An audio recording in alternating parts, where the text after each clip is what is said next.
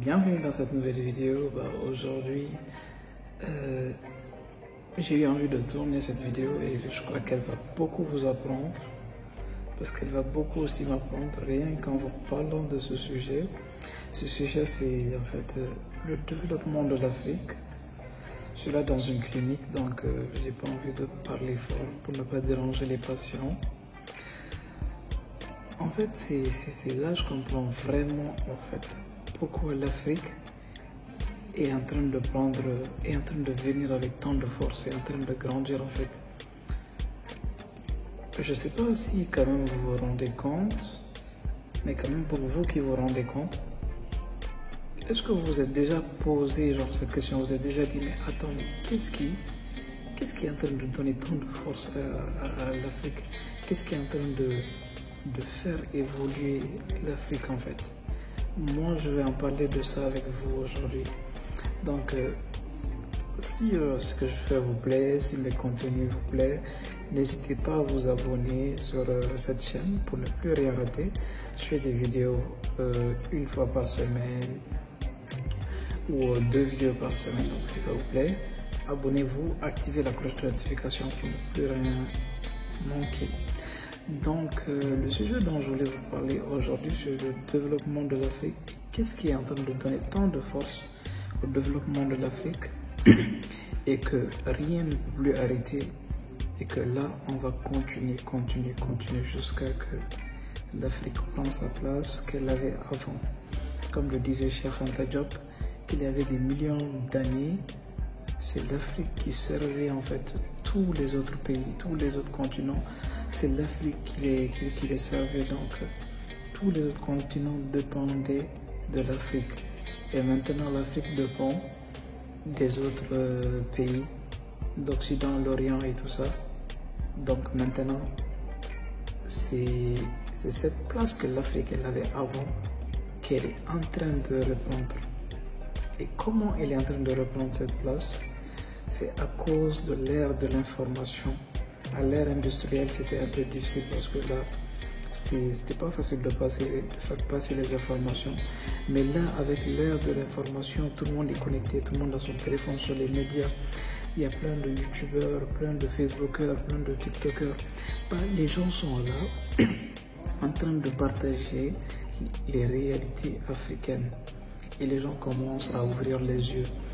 Et voilà, donc c'est cette force qu'on a sur les médias de partager tout ce qui est positif. C'est pour ça que j'ai même arrêté de partager tout ce qui est négatif sur ma chaîne. Depuis un moment, je partage juste ce qui est positif. Je partage juste du contenu positif. Je montre juste une bonne image de l'Afrique. Imagine, quand tu vas aller sur Google et que tu vas cliquer Paris, ils vont te montrer que les beaux lieux de Paris. Ils vont pas te montrer les marchés où c'est sale. Ils vont pas te montrer le réel où c'est sale. Mais si tu viens par exemple sur Google, tu recherches, je sais pas, tu recherches Nouakchott, ou que tu recherches Bamako, ou que tu recherches un truc de genre comme ça, forcément tu vas voir des beaux lieux. Je dis pas que tu vas pas voir des beaux lieux, tu vas voir des beaux lieux, mais si tu descends, tu vas voir aussi, ils vont te montrer des endroits vraiment désagréables qui ne donnent pas envie de venir.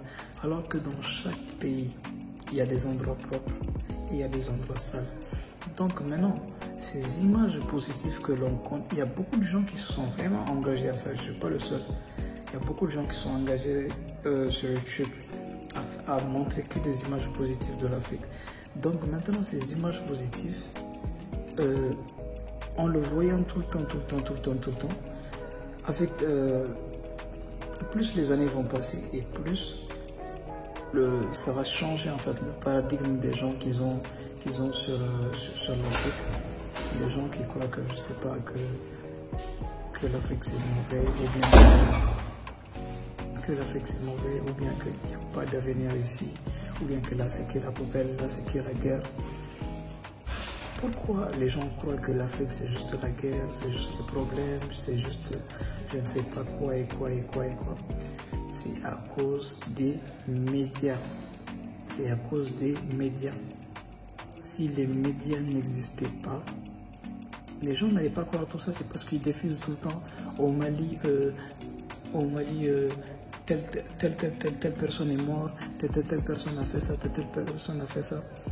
C'est pour ça que les Maliens actuellement, ils ont complètement coupé beaucoup de choses, beaucoup de, je sais pas, médias, beaucoup de choses qui pouvaient changer quand même, donner une autre image aux gens. Ils ont complètement arrêté tout ça. Donc voilà, le fait d'arrêter tout ça, donc ça fait que les gens ont une nouvelle image juste de ce qu'ils peuvent voir et non de ce que on peut les faire voir. Donc voilà. Et ça devient très intéressant. Ça devient vraiment très intéressant. Et je vous invite aussi, vous, à venir et à faire pareil. Je vous invite, vous, à venir et à faire pareil. Vous n'avez pas forcément besoin de créer une chaîne. Si c'est créer une chaîne que vous voulez, vous pouvez le faire. Avant, je voulais créer une chaîne. Je me disais, je vais créer la chaîne, je vais la monétiser, je vais faire de l'argent. Mais attends, mais là, je vois que je peux impacter les personnes de façon positive. Et même qui est plus important que l'argent que je vais gagner. Je me suis dit, mais YouTube, c'est pas juste pour gagner de l'argent. Donc je peux impacter les gens, je peux leur changer la vision qu'ils ont de l'Afrique.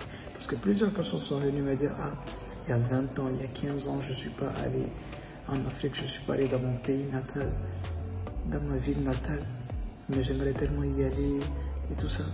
Mais imagine, ils sont là en France ou bien dans un autre pays, on les change complètement l'esprit, on les dit chez toi c'est comme ça, et puis ça ne donne plus envie de venir. Mais la diaspora, moi j'ai un message pour vous. Revenez chez vous parce que l'Afrique c'est bien. L'Afrique, il y a la sécurité. Ils sont là à toujours publier dans les médias. Il n'y a pas de sécurité ici, il n'y a pas de sécurité ici. Les pays, ne recherchez jamais sur les réseaux les pays les plus dangereux de l'Afrique, les pays où il y a plus d'agressions, où il y a plus de morts, où il y a plus de, je sais pas, ça va juste vous faire voir une image négative de l'Afrique. Si vous voulez aller faire des recherches, aller dans les pays les plus dangereux, les quartiers les plus dangereux de la France et tout ça, vous allez voir les vraies réalités, vous allez voir ce qu'ils vous ont toujours caché, ce qu'ils vous ont pas encore dit. Donc voilà. Et ce message que j'avais à passer, si ça vous intéresse aussi, n'hésitez pas à le faire passer à quelqu'un à qui ça va servir, à votre ami, à votre parent, à vos enfants, que ça peut, si vous pensez quand même que ça peut leur ajouter une connaissance qu'ils n'avaient pas, ça me ferait aussi plaisir. Et surtout, n'hésitez pas à vous abonner et merci d'avoir regardé la vidéo jusqu'à la fin, ça fait plaisir. À la prochaine vidéo.